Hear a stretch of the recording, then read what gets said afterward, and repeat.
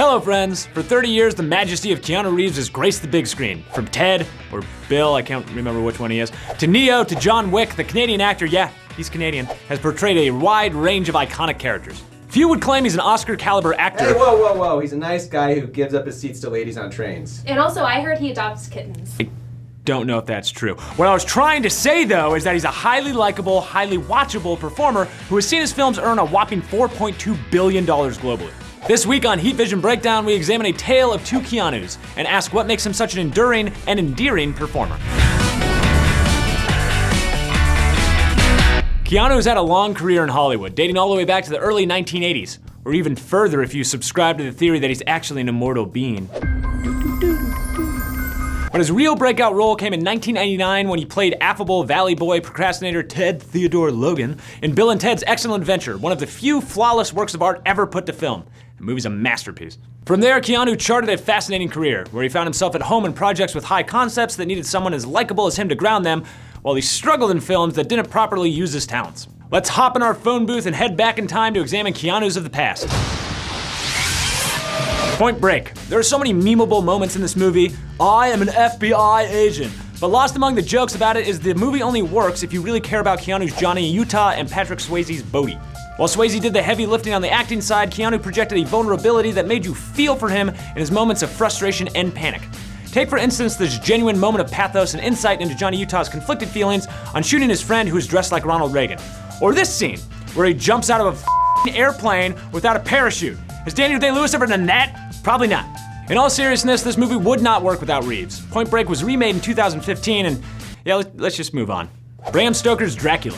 Keanu took on a very different role in Francis Ford Coppola's adaptation of the famous Gothic novel, playing a British bloody wolves chasing me through some blue inferno real estate solicitor opposite Oscar-winning actors such as Anthony Hopkins and Gary Oldman. Alright, only Hopkins had an Oscar at that time, but whatever. While the film is a classic, many have poked fun at Keanu's accent and jarring performance in such a stylized film. It was a big risk, and many thought he was miscast in the role. Keanu survived the criticisms and wisely moved back to playing guys with American accents. Good job. Which brings us to Speed, the movie, not the drug. If you thought Point Break was over the top and cheesy, you clearly don't understand how insane studio execs were in the early 90s, an era where they greenlit a film about a bus that couldn't slow down. Actually, I guess they knew what they were doing because in 1994, Speed became the definitive Keanu leading role. He branched out significantly from Point Break's young FBI agent chasing surfers to play a young LAPD officer chasing a speeding bus. Transformative. Really, I kid, and this film is a ton of fun, actually, despite its schlocky premise and laughable dialogue. What it did show is Keanu's ability to deliver chemistry with an on-screen co-star, as he and Sandra Bullock both endeared audiences with a genuine relationship in a film where the villain's plan revolved around a public transit vehicle maintaining a speed of 50 miles per hour in a city with the worst traffic in America. Good luck not exploding when merging onto the 101 bus. The Devil's Advocate. What should have been a home run turned out to be one of the strangest films of both Keanu's and Al Pacino's careers. The dialogue-heavy script required Reeves to adopt a southern accent, which only made the gulf between him and Oscar-winning Pacino more apparent. Keanu is many things, a master of dialects is not one of them. Let's make a baby. Yes, the film had a high concept. The devil is a rich dude living in New York named John Milton. It's subtle. But it had none of the action of Speed or Point Break that would allow Reeves to shine. He doesn't jump out of or onto any moving vehicles at all in the entire movie.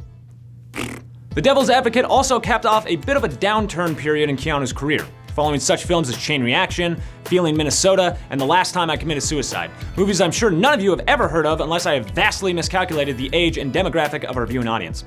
Delivering a not-so-great performance after a string of not-so-great films likely would have spelled death for any other actor's career, but Keanu is simply on the verge of his biggest role yet, The Matrix. Considered the quintessential Keanu Reeves movie, almost every line he utters is quotable. Woo. What the Wachowskis got right with Reeves' Neo and what the actor had moved away from in past roles is that they cater to the star's strengths, his everyman qualities that simultaneously seem to coincide with his incredible physical prowess. The Matrix took Reeves to the A-list and solidified him as a bona fide action star, thanks in large part to the reputation he built for himself as an actor who does his own stunts years before Tom Cruise would get credit for his work in the later Mission Impossible films. God help whatever insurance agent drafts the policy if those two ever decided to make a film together. John Wick. Years after the final Matrix film, it seemed unlikely Reeves would have another franchise on his hands. But, as discussed earlier, Keanu's immortal, and pushing the age of 50 did nothing to really slow him down.